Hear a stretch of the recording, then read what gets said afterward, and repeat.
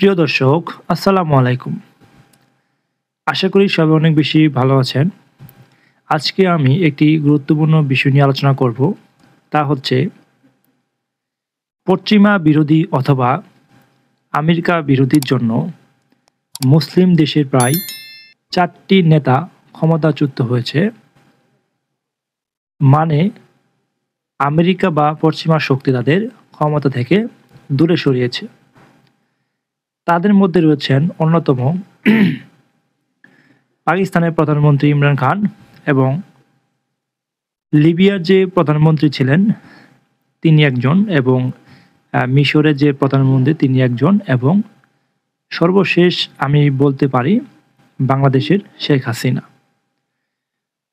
তিনি শেখ হাসিনা তিনি আমেরিকার বিরুদ্ধে প্রায় ২০১৮ সালের পর থেকে লাগাতারভাবে আমেরিকা বা পশ্চিমা শক্তির বিরুদ্ধে বিভিন্ন ধরনের মন্তব্য করে যাচ্ছিলেন। এবং পাকিস্তানের যে প্রধানমন্ত্রী রয়েছেন ইমরান খান তিনিও কিন্তু আমেরিকার বিরুদ্ধে সবসময় বিভিন্ন ধরনের মন্তব্য এবং সোচ্চার কণ্ঠস্বর ছিলেন। আমেরিকার যে বিভিন্ন নীতি রয়েছে সেই নীতিগুলোর বিরুদ্ধে তিনি সবসময় কথা বলেছেন এবং সেই সাথে মিশরের যে প্রধানমন্ত্রী রয়েছিলেন মাহমুদ সিসির নামে সে পরিচিত, তিনিও কিন্তু আমেরিকার বিরুদ্ধে কট্টর সমালোচক ছিলেন। সেই সাথে রয়েছেন লিবিয়ার যে প্রধানমন্ত্রী গাদ্দাফি, তিনি কিন্তু জাতিসংঘের যে অধিবেশন রয়েছে সেখানে কিন্তু আমেরিকার বিরুদ্ধে বিভিন্ন ধরনের মন্তব্য করেছিলেন। এই ৪ জন নেতা বাংলাদেশের বা পৃথিবীর ইতিহাসে স্মরণীয় থাকবে। কিভাবে স্মরণীয় থাকবে সেটি আমরা আলোচনা করব। অবশ্যই ভিডিওটি আমাদের শেষ পর্যন্ত দেখবেন।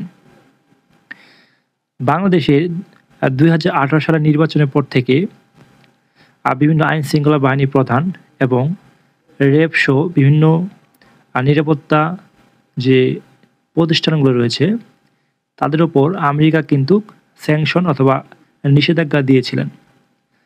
তার উপর থেকে শেখ হাসিনা আমেরিকার বিরুদ্ধে কিন্তু সবসময় তাদের যে ভুল নীতি সেটির বিরুদ্ধে কিন্তু তিনি কথা বলেছেন।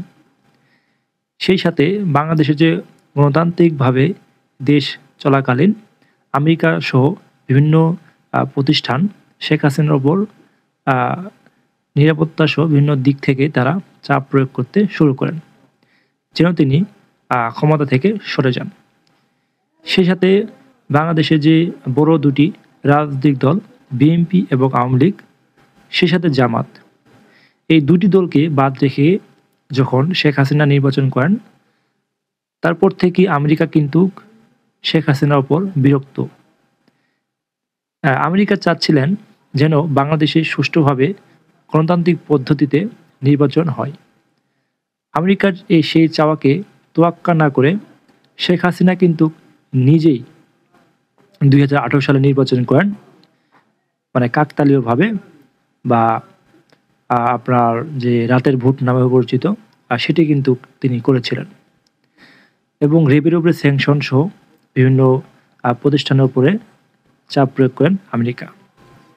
সেই সাথে পাকিস্তান যে ইমরান খান রয়েছেন তিনি কিন্তু আমেরিকার যে মানবাধিকার কমিশন রয়েছে এবং তারা যে মানুষকে গণতন্ত্রের নামে ভুল পথে বা সহিংসতার দিকে নিয়ে যায় সেটির বিরুদ্ধে কিন্তু তিনি সবসময় কথা বলেছিলেন।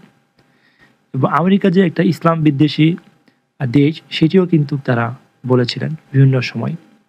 তাদের মধ্যে বিভিন্ন বিরাজমান সমস্যাগুলো নিয়ে নাম মাত্র বা লোক দেখানোর জন্য কিন্তু আমেরিকা বিভিন্ন সময় হাত বাড়িয়েছিলেন সেটি লোক দেখানোর জন্য। সেই সাথে বাংলাদেশের যে প্রধানমন্ত্রী ছিলেন শেখ হাসিনা, তিনি কিন্তু রোহিঙ্গাদের আশ্রয় সহ বিভিন্ন ধরনের গণতান্ত্রিক পদ্ধতিতে তিনি দেশকে উন্নয়নের পথে নিয়ে গিয়েছিলেন। সেটি আসলেই আমেরিকার চোখে ভালো লাগেনি হয়তো।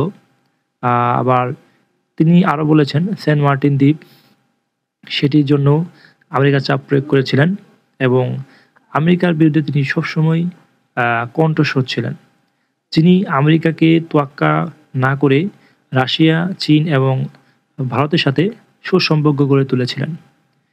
সেই জন্য হয়তো আমেরিকা চাইছিলেন যে এমন একটি বাংলাদেশ সরকার গঠন করা হোক যেটি রাশিয়া, চীনকে বাদ রেখে আমাদের সাথে সম্পর্ক গড়ে তুলবে। এই ধরনের নানা পরিকল্পনা জল্পনার মধ্য দিয়ে আপনার শেখ হাসিনাকে উৎখাত করেছিলেন, এমনটি কিন্তু তার দাবি করেছিলেন। শেখ হাসিনাকে ক্ষমতাচ্যুত করার পেছনে হাত রয়েছিল আমেরিকার এবং বান কি মুন, যিনি বাংলাদেশের আরেকটি হলো বার্নি কাট, যিনি বাংলাদেশের সাবেক রাষ্ট্রদূত ছিলেন নিযুক্ত। তিনিও নাকি এই ক্ষমতাচ্যুত শেখ হাসিনার পেছনে বিভিন্ন ষড়যন্ত্র এবং অর্থ দিয়ে তারা সাহায্য করেছিলেন। এই নানা বিষয়গুলো কিন্তু উঠে এসেছে গণমাধ্যমের মাধ্যমে। প্রিয় দর্শক, আজকে এ পর্যন্তই।